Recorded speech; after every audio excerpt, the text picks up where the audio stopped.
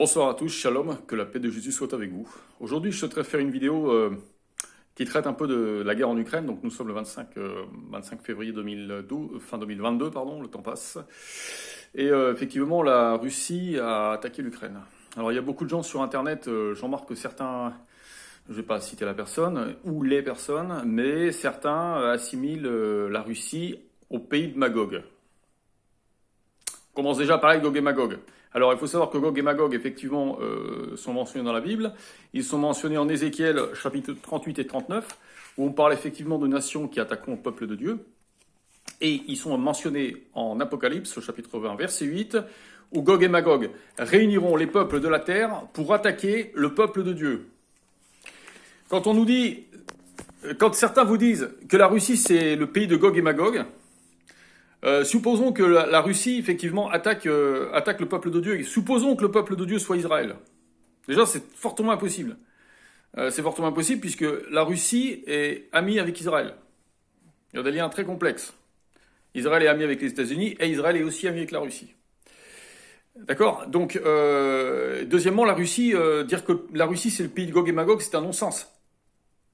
On n'a pas plus de certitude que c'est la Russie, que ça pourrait être les États-Unis aussi, ça pourrait être n'importe quel pays.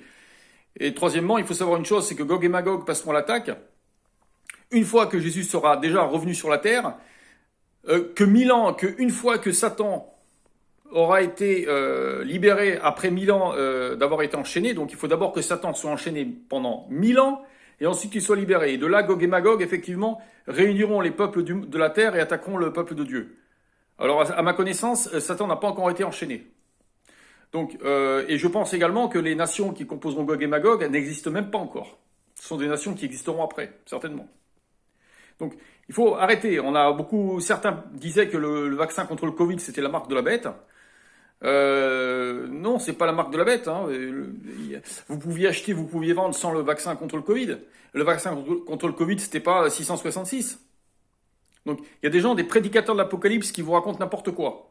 Ou qui vous disent que l'Antéchrist, c'est le pape.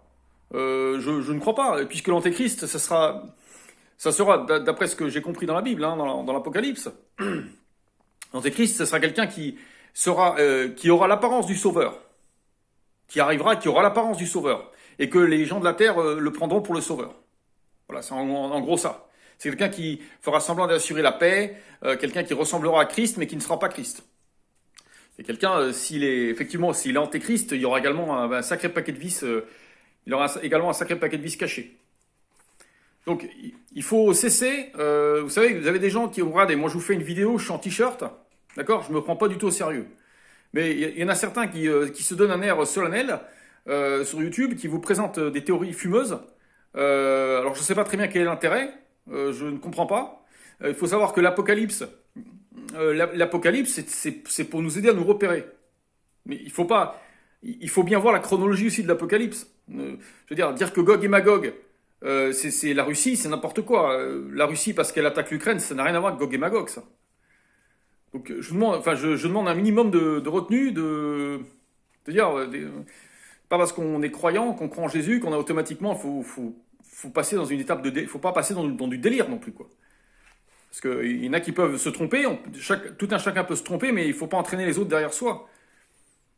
La priorité des priorités, c'est pas savoir qui est Gog et Magog. La priorité des priorités, c'est de s'attacher aux enseignements du Christ, de pratiquer et d'être prêt pour le moment de la tribulation et d'être prêt pour le moment du retour du Christ. C'est tout ce qu'on nous demande. Et de rester fidèle, de telle façon de ne pas tomber, justement, quand Gog et Magog attaqueront, une fois que le grand dragon sera libéré au terme des 1000 ans. Voilà, j'espère que j'aurai pu en éclairer certains. Je vous remercie de votre attention. Soyez tous bénis, je vous aime et je vous dis à très bientôt pour une nouvelle vidéo.